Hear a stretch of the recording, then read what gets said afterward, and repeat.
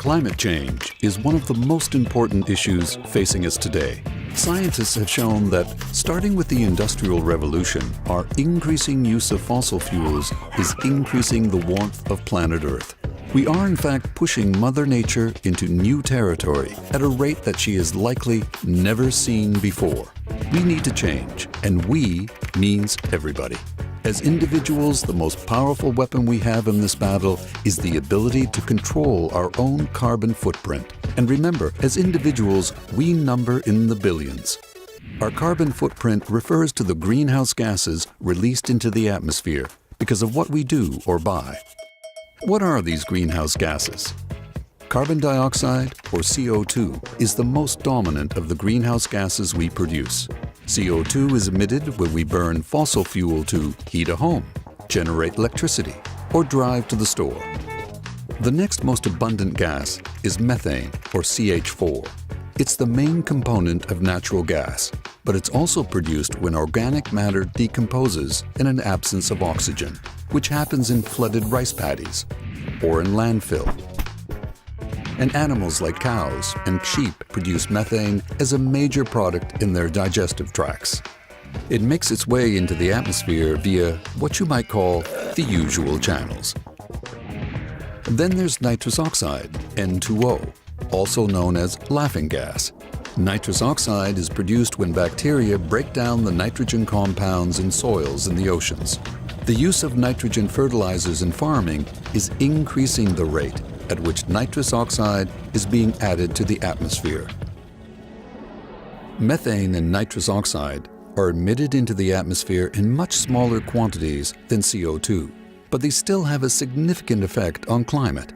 When comparing the different impacts of these gases, we usually refer to carbon dioxide equivalence.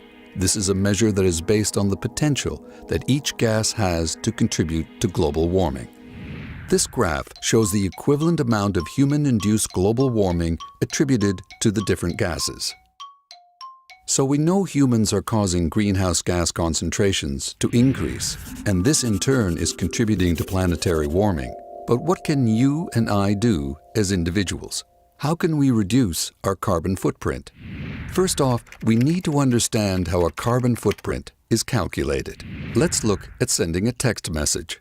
Direct climate change impacts occur when we use a product, in this case my cell phone, to write a text message, and the recipient's phone to read it. This requires the use of electricity. If that electricity was generated by burning coal or natural gas, the text message has a carbon footprint. Indirect impacts occur during the production and distribution of the cell phones. For example, fossil fuels may have been used to supply power to the phone factory and then to transport the phone to the retailer. And then if I drove out to the mall to buy it, well, as you can imagine, calculating the carbon footprint of an action can be challenging. But just being able to make informed decisions when choosing one activity over another is what's really important. For example, I knew that sending a text message was greener than driving across town to share my news. In British Columbia, our households account for 1/3 of greenhouse gas emissions. Let's look at some of the choices we can make to reduce that carbon footprint. Food production and consumption are large contributors to greenhouse gas emissions. When shopping, consider these 3 factors. How was it produced? From where did it come? And how did it get here? The term food miles is often used to describe the potential greenhouse gas impact of agricultural products. Generally speaking, locally produced foods are associated with fewer food miles. Foods that arrive by air have a much higher carbon footprint than those that arrive by ship. Likewise, produce that has been grown in heated greenhouses also has a high carbon footprint. Meat and dairy products have high carbon footprints because of the methane produced by cattle, and if there's deforestation to provide grazing land. But surprisingly, the easiest way to reduce greenhouse gas emissions associated with our food supply isn't watching what we consume. Instead, it's reducing what we don't consume. According to the Food Waste in Canada study, an estimated 40% of food is wasted after leaving the farm.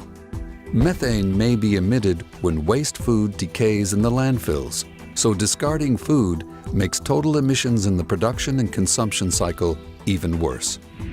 So, plant a garden, buy local, and eat your leftovers.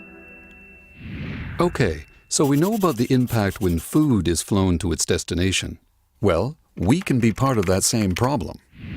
Tourism accounts for an estimated 5% of global greenhouse gas emissions, and air travel is the most significant contributor to that percentage.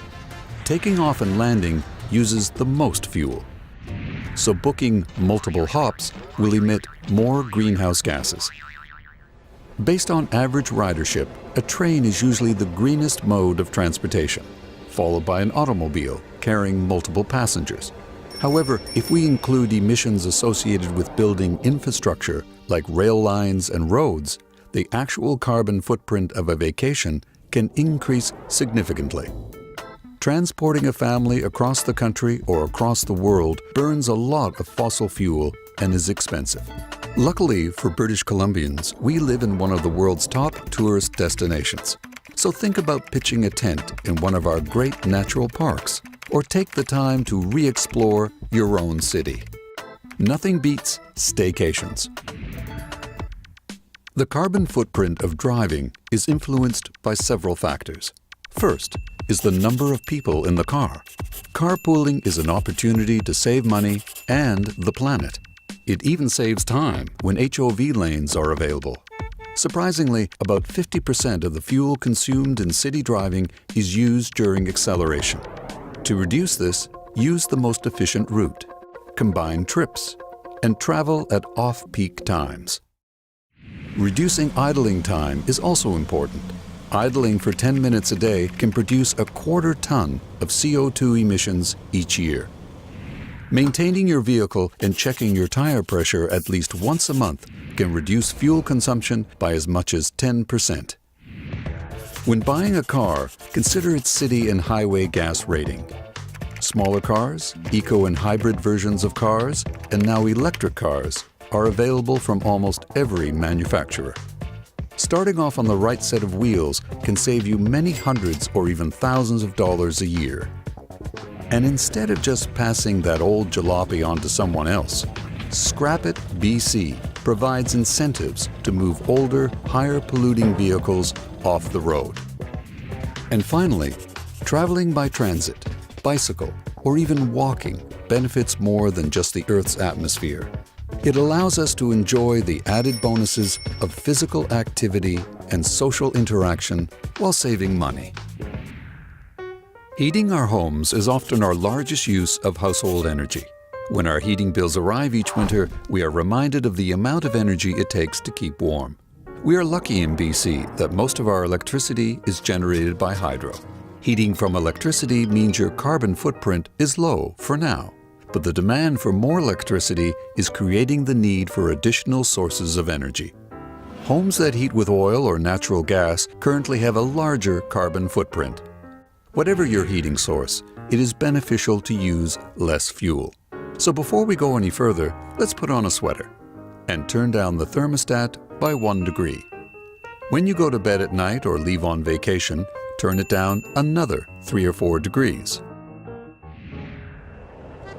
Draft-proofing by plugging air leaks is a cheap and effective way to reduce energy consumption and has a fast payback time. In cold weather, use ceiling fans to distribute heat that collects against the ceiling. This will create a more consistent temperature in the room. If your feet are cold, your body will feel cold.